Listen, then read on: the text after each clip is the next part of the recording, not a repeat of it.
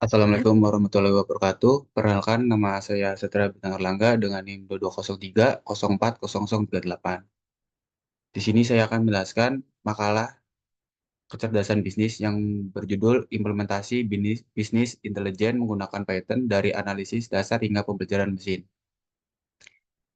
Untuk bab pertama, yaitu ada pendahuluan yang berisikan latar belakang. Perkembangan teknologi informasi telah memberikan pengaruh besar terhadap cara perusahaan dan organisasi dalam pengambilan keputusan. Dengan meningkatnya volume dan kompleksitas data, muncul kebutuhan untuk merancang solusi komputasi yang tidak hanya fleksibel, tetapi juga mampu diimplementasikan di berbagai platform. Salah satu pendekatan yang efektif dalam menangani hal ini adalah melalui integrasi bisnis intelijen atau BI dan teknologi pemrograman modern seperti Python. Bisnis intelijen memungkinkan pengambilan keputusan berbasis data secara cepat dan akurat.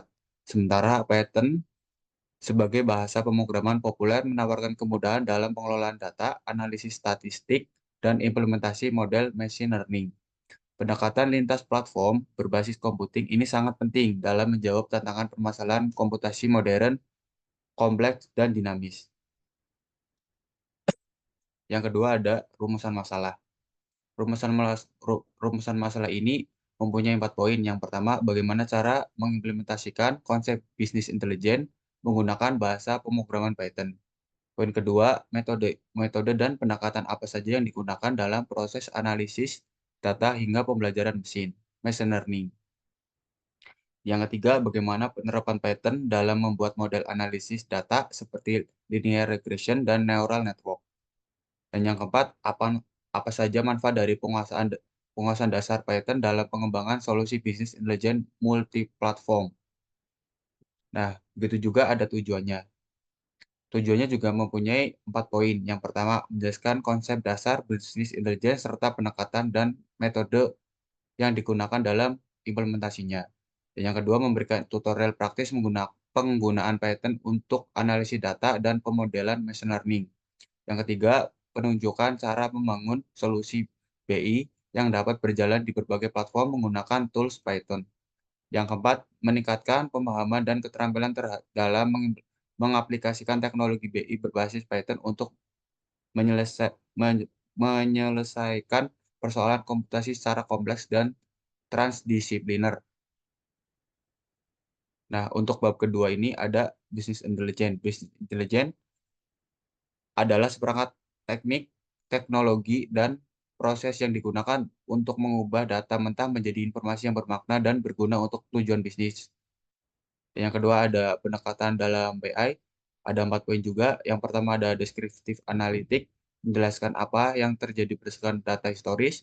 Yang kedua ada diagnostik analitik, menganalisis mengapa sesuatu bisa terjadi. Yang ketiga ada prediktif analitik, menggunakan data masa lalu untuk memprediksikan kemungkinan peristiwa masa depan. Yang keempat ada perspektif analitik, memberikan rekomendasi berdasarkan prediksi dan hasil yang diinginkan. Yaitu yang ke terus ada lagi untuk metode dalam BI ada ETL, extract, transform, load, pengambilan data dari berbagai sumber, membersihkannya dan menyimpannya dalam data warehouse. Terus ada data warehousing, penyimpanan data dalam bentuk terstruktur yang dapat dianalisis. Terus ada data mining, mengidentifikasikan pola tersembunyi dalam kumpulan data besar. Terus yang keempat ada visualisasi data menggunakan grafik, dashboard, dan tools interaktif untuk menyampaikan informasi secara efektif. Nah, untuk tutorial Python dasar, tutorial ini memberikan dasar pemrograman Python dengan contoh yang relevan untuk pemula seperti perhitungan matematika, dasar, dan manipulasi data menggunakan pustaka Pandas. Untuk contohnya itu, yang pertama itu menghitung luas lingkaran 10 cm. Dan untuk yang kedua ada manipulasi data mahasiswa dengan Pandas. Untuk datanya ada nama, nilai tugas, nilai UTS, nilai UAS. Nah, untuk namanya ada 4 orang. Eh, yang saya maksud ada 5 orang, dan untuk nilai untuk nilai tugas, nilai UTS, dan nilai UAS itu bervariatif dan atau berbeda-beda. Data frame-nya bisa dilihat untuk nilai tugas, nilai UTS, dan nilai UAS. Untuk hasil akhirnya data mahasiswanya untuk setiap nama, setiap nilai tugas, nilai UTS, nilai UAS, dan jumlah rata-rata. Nah, terus yang untuk tutorial linear regression adalah metode statistik yang digunakan untuk memodelkan hubungan antara variabel independen dan dependen. Dalam Python, metode ini dapat diimplementasikan menggunakan pustaka scikit-learn.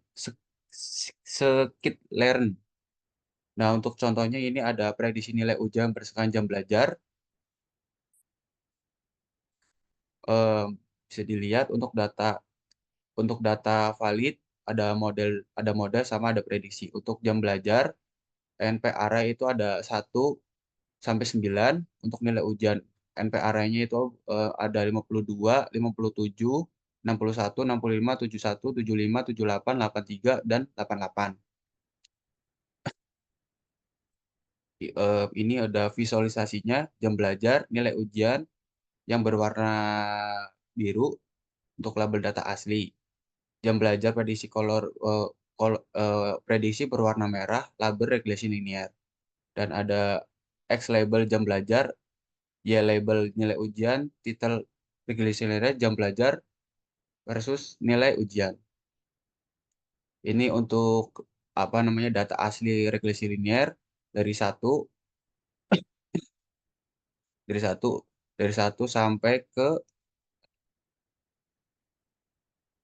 9 dengan nilai ujian yang berbeda-beda. Terus ada tutorial neural network. Neural network adalah salah satu metode pembelajaran mesin yang meniru cara kerja otak manusia dalam Python. Kita bisa menggunakan pustaka TensorFlow untuk membangun dan melatih jaringan saraf tiruan. Nah, untuk contohnya ini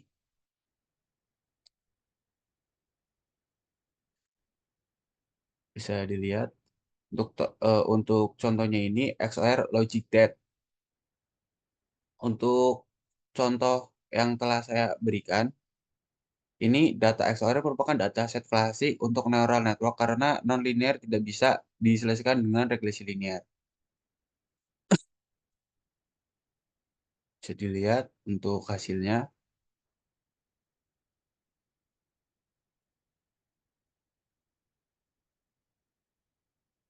Nah, ini untuk prediksi nilai XOR-nya ada 4, ada 4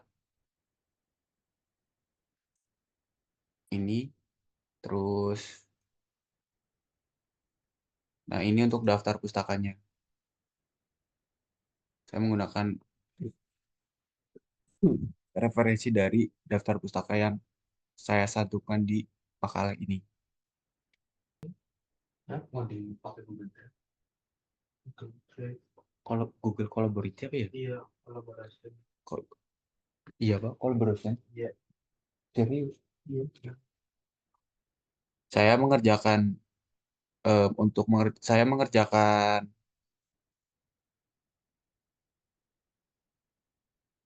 makalah ini saya menggunakan Google Collaborate untuk ngodingnya.